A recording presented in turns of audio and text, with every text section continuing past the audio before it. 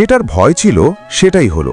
প্রিয়াঙ্কা যখন জানতে পারল যে রাহুল পরকীয়া করত, তখন প্রিয়াঙ্কার মন একেবারেই ভেঙে গেল। আমার একটা সম্পর্ক বা আমার একটা বন্ধুত্ব হয়েছিল, প্রিয়াঙ্কা চেয়েছে আমরা নর্মাল থাকি। তিনি ভাবতেও পারেননি যে রাহুল তার পেছনে এমন কাণ্ড করে বসে আছে। প্রিয়াঙ্কা এই ঘটনাটি যখন জানতে পারল, তিনি কান্নায় ভেঙে পড়লেন। এত কাঁদছিল, সে দৃশ্যটি দেখে টলিপাড়ার সবাই কেঁদে গিয়েছিল। আসলে প্রিয়াঙ্কাকে কেন ধোঁকা দিল রাহুল?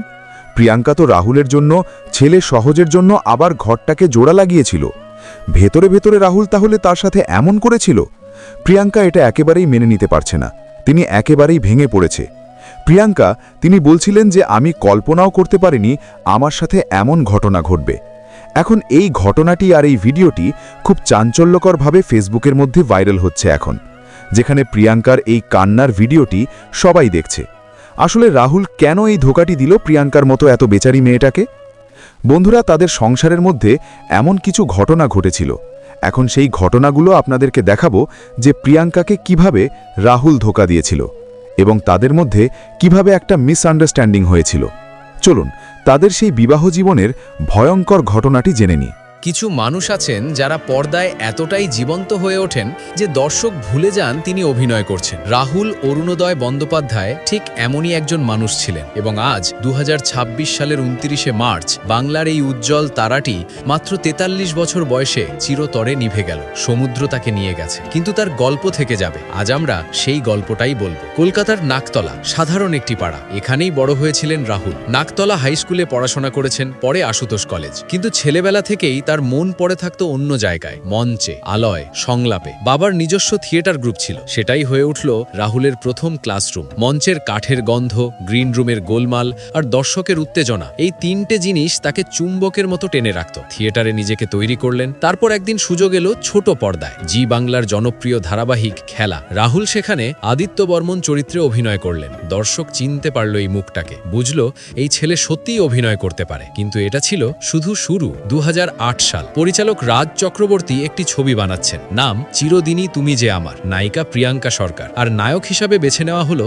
এক তরুণকে, রাহুল অরুণোদয় বন্দ্যোপাধ্যায়। ছবিটা মুক্তি পেল এবং রাতারাতি বাংলা সিনেমার ইতিহাস বদলে গেল। চিরদিনই তুমি যে আমার শুধু একটি ছবি ছিল না, এটা একটা অনুভূতি হয়ে উঠল। রাহুলের সেই নির্দোষ চাহনি, সরল হাসি আর স্বাভাবিক অভিনয়, দর্শক পাগল হয়ে গেল। তরুণ প্রজন্ম তাকে বুকে আঁকড়ে ধরল। এই ছবির গান, এই ছবির দৃশ্য আজও বাঙালির মনের নস্টালজিয়া হয়ে আছে। এই একটি ছবি তাকে সুপারস্টারের তকমা দিয়ে দিল। পুরস্কার এলো, প্রশংসা এলো, ভালোবাসা এলো, কিন্তু রাহুল থেমে থাকার মানুষ ছিলেন না। এরপর একের পর এক কাজ, জ্যাকপট, লাভ সার্কাস, শোনো মন বলি তোমায়, প্রতি পরমেশ্বর, প্রতিটি ছবিতে নিজের অভিনয়ের ছাপ রেখে গেছেন তিনি। ছোট পর্দায় ফিরে এলেন আরও শক্তিশালী হয়ে। স্টার জলসায় তুমি আসবে বলে ধারাবাহিকে রাহুল দেবরয়ের চরিত্র, অর্ধাঙ্গিনীতে উমাপতি ভট্টাচার্য, সান বাংলায় আয় খুকু আয়, এবং সবার মনে দাগ রেখে গেল স্টার জলসার দেশের মাটি ধারাবাহিকের ডাক্তার রাজরূপ বন্দ্যোপাধ্যায় ওরফে রাজার চরিত্র। ওটিটি প্ল্যাটফর্মেও তিনি ছিলেন হইচইয়ের জনপ্রিয় সিরিজ ঠাকুমার ঝুলিতে পুলিশ অফিসারের ভূমিকায়। দর্শক তাকে নতুন করে চিনল। মঞ্চেও থেমেছিলেন না। পরিচালক সৌরভ পালোধির নাটক যে জানালাগুলো আকাশ ছিল, সেখানেও রাহুলের অভিনয় মন জয় করল। তিনি শুধু অভিনেতা ছিলেন না, তিনি ছিলেন একজন সম্পূর্ণ শিল্পী। ভালো লিখতেন, কবিতা বলতেন, আর একদিন শুরু করলেন পডকাস্ট সহজ কথা। তার ছেলের নাম সহজ, সেই নামেই চ্যানেল। গত এক বছরে 69টি পর্ব আপলোড হয়েছে। রূপম ইসলাম থেকে শুরু করে সৃজিত মুখোপাধ্যায়, কৌশিক সেন, ঋদ্ধি সেন, বাংলার সেরা প্রতিভারা এসেছেন তার সাথে কথা বলতে। দর্শক ভালোবেসেছে। সহজ কথা বলার যে শিল্প, সেটা রাহুলের মধ্যে ছিল। কিন্তু জীবনের গল্প শুধু সাফল্যের নয়। 2010 সালে প্রিয়াঙ্কা সরকারের সাথে বিয়ে হয়েছিল রাহুলের। সেই প্রিয়াঙ্কা যার সাথে প্রথম ছবিতে অভিনয় করে তিনি বাংলার নায়ক হয়েছিলেন। কিন্তু 2017 সাল থেকে দুজন আলাদা হয়ে যান, সম্পর্ক শেষ হয়। জীবনে ব্যক্তিগত ঝড় এলেও রাহুল কাজ থামাননি, মঞ্চ থামাননি, পডকাস্ট থামাননি, তিনি এগিয়ে চলেছিলেন। এবার আসি সেই দিনটির কথায়। 2024 সালের 29শে মার্চ একটি ধারাবাহিকের শুটিং চলছে তালসারি বিচে। শুটিং শেষ, একটু বিশ্রাম। রাহুল সমুদ্রের দিকে হাঁটলেন। হয়তো সমুদ্রের টানটা সেদিন বড় বেশি ছিল। পাশে ছিলেন সহ অভিনেত্রী শ্বেতা মিশ্র, তিনি সৈকতেই ছিলেন এবং তলিয়ে গেলেন। উদ্ধারকারীরা তাকে তুলে আনলো। তখনও জীবিত ছিলেন রাহুল। প্রায় 10 থেকে 12 কিলোমিটার দূরের দীঘা মহকুমা হাসপাতালে নিয়ে দৌড়ানো হলো। পথে শ্বাসকষ্ট হচ্ছিল তার। ধারণা করা হচ্ছে সেই সময়ই হৃদরোগে আক্রান্ত হন তিনি। সন্ধে 6:10, চিকিৎসকেরা জানালেন হাসপাতালে পৌঁছানোর আগেই তার মৃত্যু হয়েছে মাত্র 43 বছর বয়সে। খবরটা ছড়িয়ে পড়ল পুরো বাংলায়। টলিউড স্তব্ধ হয়ে গেল। অভিনেতা রুদ্রনীল ঘোষ কাঁদতে কাঁদতে বললেন, বন্ধু বলবো না, ভাই ছিল। শেষ একসঙ্গে একাডেমি অফ ফাইন আর্টস করলাম, কি করে বুঝবো এমন হবে। বাদশা মৈত্র ফোন পেয়ে এতটাই ভেঙে পড়লেন যে বলতে পারলেন না কিছুই। রুদ্রনীল শেষে শুধু একটা কথাই বললেন, বাবিন বলে আর কাকে ডাকবো? রাহুলের মাকে এই খবরটা কে দেবে? সেই প্রশ্নের কোনো উত্তর নেই, কিন্তু একটা সত্যি আছে, রাহুল অরুণোদয় বন্দ্যোপাধ্যায় যে কাজগুলো রেখে গেছেন সেগুলো কখনো মরবে না। চিরদিনই তুমি যে আমার সেই ইনোসেন্ট চাহনি, দেশের মাটির রাজার দৃঢ়তা, সহজ কথা পডকাস্টের সেই উষ্ণ হাসি, এগুলো বাঙালির হৃদয়ে অমর হয়ে রাহুল থাকে। অরুণোদয় বন্দ্যোপাধ্যায়ের মর্মান্তিক মৃত্যুতে দীর্ঘ নীরবতার পর অবশেষে মুখ খুলল প্রযোজনা সংস্থা ম্যাজিক মোমেন্টস মোশন পিকচার্স। একটি বিস্তৃত বিবৃতিতে তারা জানিয়েছে, এই ঘটনায় তারা গভীরভাবে শোকাহত এবং তাদের গোটা টিম এই প্রয়াণের পরে এখনো পর্যন্ত মানসিকভাবে বিপর্যস্ত। বিবৃতির শুরুতেই রাহুল অরুণোদয় বন্দ্যোপাধ্যায়কে সহকর্মী এবং বন্ধু হিসেবে উল্লেখ করে সংস্থা জানিয়েছে, ঘটনার প্রকৃত কারণ জানতে ইতিমধ্যেই কাস্ট ও ক্রুদের সঙ্গে কথা বলা শুরু হয়েছে। অধিকাংশই ট্রমার মধ্যে থাকায় তাদের বক্তব্য নিরপেক্ষ এবং সুসংগঠিতভাবে সংগ্রহ করতে আরও কিছুটা সময় চাওয়া হয়েছে। সমস্ত তথ্য যাচাই করে একটি পূর্ণাঙ্গ এবং নির্ভুল রিপোর্ট তৈরির আশ্বাসও দেওয়া হয়েছে। স্বচ্ছতা বজায় রাখতে সংস্থা একটি গুরুত্বপূর্ণ পদক্ষেপের কথাও ঘোষণা করেছে। রাহুলের পরিবার, বন্ধু কিংবা আর্টিস্ট ফোরামের মনোনীত কোনো একজন প্রতিনিধি এই গোটা প্রক্রিয়াটি পর্যবেক্ষণ করতে পারবেন। এর ফলে তথ্য সংগ্রহ এবং বিশ্লেষণের নিরপেক্ষতা বজায় থাকবে বলে মনে করছে সংস্থা। ঘটনার দিন সংস্থার ডিরেক্টর শৈবাল বন্দ্যোপাধ্যায় মুম্বাইতে ছিলেন বলে জানানো হয়েছে। খবর পেয়ে দ্রুত তিনি কলকাতায় ফিরে এসে রাহুলের পরিবারের সঙ্গে দেখাও করতে যান, কিন্তু কথা বলা সেদিন সম্ভব হয়নি। সংস্থার তরফ থেকে পরিবারকে আশ্বস্ত করে জানানো হয়েছে, তাদের যে কোনো প্রশ্নের উত্তর দিতে তারা প্রস্তুত এবং কোনো সম্ভাব্য গাফিলতিও খতিয়ে দেখা হবে। বিবৃতিতে আরও একটি গুরুত্বপূর্ণ বিষয় স্পষ্ট করেছে প্রযোজনা সংস্থা। জনসমক্ষে সংস্থাটিকে প্রায়শই শুধুমাত্র লীনা গঙ্গোপাধ্যায়ের সংস্থা হিসেবে উল্লেখ করা হলেও তারা জানিয়েছেন, লীনা মূলত লেখক এবং ক্রিয়েটিভ হেড হিসেবে যুক্ত। তিনি প্রমোটার বা অপারেশনাল দায়িত্বে নেই। সবশেষে রাহুলের পরিবারের অপূরণীয় ক্ষতির কথা স্বীকার করে সংস্থা জানিয়েছে, তাদের শোক লাঘব করা সম্ভব নয়, তবে তদন্তে কোনো ফাঁক না রেখে পূর্ণ সহযোগিতা করবে তারা। সহকর্মী নয়, বন্ধুকে হারানোর যন্ত্রণা থেকেই এই প্রতিশ্রুতি। সব মিলিয়ে এই বিবৃতিতে এটা পরিষ্কার যে রাহুলের মৃত্যুকে ঘিরে সত্য উদ্ঘাটনের জন্য বেশ কিছু পদক্ষেপ করতে চলেছে প্রযোজনা সংস্থা। এখন দেখার কোন পথে এগোয় তদন্ত। কারণ যেভাবে প্রতিবাদ উঠেছে, আমার মনে হচ্ছে যে আমি তো একদিন এই ইন্ডাস্ট্রিতে কাজ করেছি, এখনও আমি ডিরেক্টর অ্যাসোসিয়েশনের মেম্বার, আমার একটু প্রতিবাদ জানানো দরকার। তোমরা বন্ধুরা লক্ষ্য করে দেখবে যে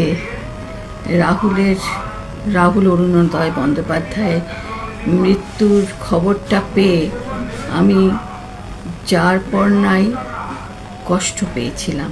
আমি লিখেছিলাম, আমার প্রথম পুত্র শোকের অনুভূতি সত্যি তাই হয়েছিল। 2-3 দিন আমার মন এত খারাপ ছিল যে বলার নয়। তোমরা লক্ষ্য করেছো, আমি এই পোস্টটাও দিয়েছিলাম, তারপরেও দিয়েছিলাম যে সবাই যখন এই আলোড়নটা শুরু হয়নি তখনই দিয়েছিলাম, এর জন্য দায়ী, রাহুলের মৃত্যুর জন্য দায়ী প্রযোজক সংস্থা এবং তার প্রধান লীনা গাঙ্গুলি, শৈবাল ব্যানার্জি। কারণ শুটিংয়ের কোনো পারমিশনই তারা নেয়, এখন সব জানা যাচ্ছে। এগুলো অবশ্য বহু চর্চিত কথা হয়ে গেছে। আমি 2-1টি কথা যোগ করতে চাই যে এই লীনা গাঙ্গুলি, তার প্রোডাকশন হাউস সমাজে অনেক দূষণ ছড়িয়েছে তার সিরিয়ালের মাধ্যমে। আজকে অনেক অবক্ষয় আমরা সমাজে দেখছি, তার একটা কারণ কিন্তু এই সমস্ত অখাদ্য সিরিয়াল। একটা বাড়িতে 3টে বউ, একটা বাড়িতে অনেক কিছু। আমি তো সিরিয়াল দেখি না এখন, কিন্তু যখন দেখতাম আমি এগুলো লক্ষ্য করেছি, তখনই আমার ভীষণ খারাপ লাগতো যে একজন ভদ্রমহিলা, তিনি নাকি প্রফেসর ছিলেন, তার কলম দিয়ে এই সমস্ত অখাদ্য কুখাদ্য লেখা কি করে বেরোয়? তার তো রুচিতে বাঁধবে যে আমি কি লিখছি, আমি সমাজকে কি বার্তা দিচ্ছি। তুমি খালি পয়সা রোজগার করার জন্য এই ইন্ডাস্ট্রিতে এসেছো, পয়সা রোজগার করার আরও অনেক জায়গা আছে। তুমি আমাদের কালচারকে, আমাদের বাঙালির কালচারকে নষ্ট করেছো। এবার আরও তুমি যদি থাকো তুমি আরও করবে। এইবার যেটা হয়েছে, রাহুলের মৃত্যু চোখে আঙ্গুল দিয়ে দেখিয়ে দিয়ে গেল। এর আগেও উনি কিন্তু শিল্পীদের শিল্পী বলে মনে করেন না, উনি শিল্পীদেরকে মনে করেন যে তার শিল্পসত্তা বেচে, শিল্পীদের শিল্পসত্তা বেচে তোমার রোজগার হচ্ছে। তোমার হতে পারে তুমি লেখিকা, কিন্তু তারা এসে না দাঁড়ালে ওই পর্দাতে তোমার সিরিয়ালগুলো কে দেখতো? তুমি তাদেরকে আমি শুনেছি, এর আগেও আমি শুনেছি যে তারা বলেছে যে ঘন্টার পর ঘন্টা তাদেরকে ফ্লোরে বসিয়ে রাখে, কি না তার স্ক্রিপ্ট তৈরি হয়নি। তিনি সারা রাত জেগে জেগে কী করেন ভগবান জানেন। উনি ভোরবেলায় তিনি স্ক্রিপ্ট লিখতে বসেন, তারপরে সেই স্ক্রিপ্ট সব আর্টিস্টরা বসে থাকে এবং তিনি তখন তার স্ক্রিপ্ট নাকি ওয়ান লাইনার আসেনি, এখন এক ঢঙের হয়েছে ওয়ান লাইনার, সে ওয়ান লাইনার দেবে, সেখানে তখন ওই শুটিং ফ্লোরে বসে সেগুলোকে সমস্ত ডেভেলপ করে শুটিং করবে। এই তো সিরিয়ালের ছিরি। এখন আমরা করেছি একটা এপিসোড 3 দিন করে শুটিং করতে হয়েছিল আমাদের, আর এখন এক এক দিনে এক একটা এপিসোডকে পারলে এক এক দিনে 2টো করে এপিসোড তোলে। মানে যত পারো কামিয়ে নাও, ইন্ডাস্ট্রির থেকে যত পারো কামিয়ে নাও, সমাজের উপরে কোনো দায়িত্ব নেই। এবার যেটা বলার, আমি আজকে সকালে খবরটা দেখে ফেসবুকেই দেখেছি, আমি খুব খুশি হয়েছি যে আর্টিস্ট ফোরাম এফআইআর করতে যাচ্ছে লীনা গাঙ্গুলির বিরুদ্ধে, এবং তার সাথে প্রিয়াঙ্কা, রাহুলের স্ত্রী, সেও এফআইআর করছে। কথাটা যদি সত্যি হয়, আমি যে যার পর্নায় আনন্দিত হব, কারণ এর শাস্তি হওয়া দরকার। আর সব থেকে বড় কথা, উড়িষ্যা গভর্নমেন্টও নাকি এগিয়ে এসেছে এটা নিয়ে তদন্ত করতে এবং শাস্তিমূলক ব্যবস্থা নিতে। এগুলো সব আমি ফেসবুকে দেখেছি, খবরে যখন আসবে সেগুলোকে সত্যি বলেই মেনে নেব। এবার এখন যেটা ফেসবুকে এসেছে সেটা দেখে আমি এত খুশি হয়েছি যে এই ভদ্রমহিলার শাস্তি হওয়া দরকার। বহুদিন ধরে ফেসবুকের বিরুদ্ধে লেখালেখি চলছে, সিরিয়াল পছন্দ করছে না মানুষ, যা তা লিখছে। উনি কী করে সমস্ত সিরিয়াল চালাচ্ছেন, কী করে চালাচ্ছেন সেটাও কিন্তু রহস্য। চ্যানেলের সাথে তার কী ট্যাগ আছে ভগবান জানে, যে তিনি কিন্তু চালিয়ে যাচ্ছেন দিনের পর দিনে অখাদ্য, আমাদের সমাজে দূষণ ছড়াচ্ছেন। এই রাহুলের মৃত্যু দেখিয়ে দিয়ে গেল যে এর শাস্তি হওয়া দরকার। তুমি পারমিশন নেবে না, তুমি লাইফ রিস্কের সমস্ত শট তুমি পাঠিয়ে দিলে শুটিং করতে, যে আর এই শিল্পীগুলোকে তুমি কাজে লাগিয়ে তুমি রোজগার করছো। সুতরাং আমার বিরাট একটা প্রতিবাদ আছে, আমি এই প্রতিবাদটা তোমাদের মধ্যে জানালাম। আমার এখন 75 বছর পেরিয়ে যাচ্ছে, আমার যদি রাস্তায় হেঁটে সামর্থ্য থাকতো আমি সবার সাথে হাঁটতাম এই প্রতিবাদের বিরুদ্ধে, সেটা তোমাদের জানাচ্ছি বন্ধুরা। তোমরা সবাই, আমার একটা সম্পর্ক বা আমার একটা বন্ধুত্ব হয়েছিল, প্রিয়াঙ্কা চেয়েছে আমরা নর্মাল থাকি।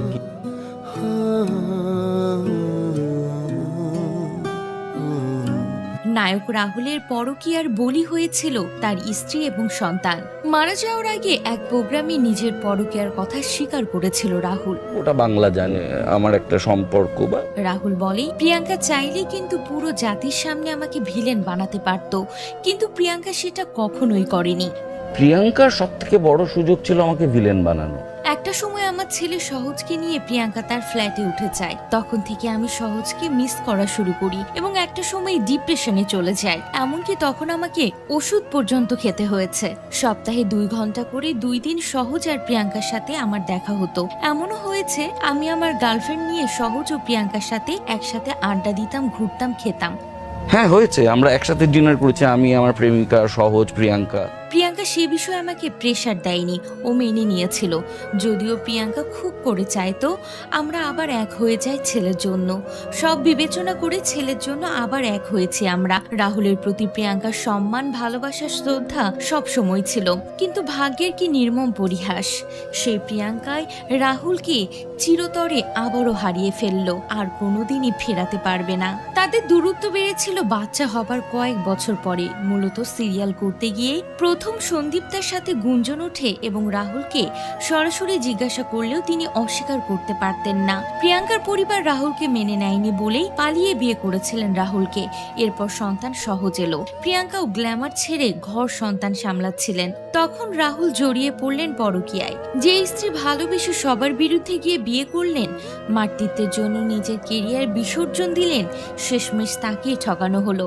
তখন প্রিয়াঙ্কা তার বাচ্চাকে নিয়ে সেপারেট হয়ে গেল, টুকটাক কাজ শুরু করলো। জার্নিটা সহজ ছিল না, তবুও সে ঘুরে দাঁড়াতে চেয়েছিল। এরপর রাহুল জড়িয়ে পড়ল রুকমা রায়ের সাথে। সবশেষে রাহুলের ছেলে বড় হলো, কিছুটা বুঝতে শুরু করলো। তখন ছেলে বাবা মা দুজনকে দাবি করলো। ছেলের জন্য রাহুল প্রিয়াঙ্কা আবার এক হলো, তারা একসাথে থাকতে শুরু করলো। আর কিছুদিন যেতেই রাহুলের অনন্তকালের অন্তিম যাত্রা। এখন প্রশ্ন, যারা বললেন প্রিয়াঙ্কা কেন কেঁদে বুক ভাসালেন না, কেন এমন স্বাভাবিক রইল? আসলে একটা মানুষকে বারবার মেরে ফেলা যায় না, মানুষ কষ্ট পেতে পেতে এমন অবস্থায় পৌঁছে যায়, তখন আলাদা করে হারানোর থাকে না। মানুষ হয়তো অনেক কিছু মানিয়ে নিয়ে দিন পার করে, তবে প্রিয় মানুষের প্রতিটি আঘাত কখনোই ভুলতে পারে না। রাহুলের মৃত্যুতে সবচেয়ে ক্ষতি হয়েছে সহজের, সে বাবা হারিয়েছে, কিন্তু প্রিয়াঙ্কা তার স্বামীকে হারিয়েছিল বহু আগে। তবে কাছে পাওয়ার পর আবারও নতুন করে হারালো, এবং সারা জীবনের মতো।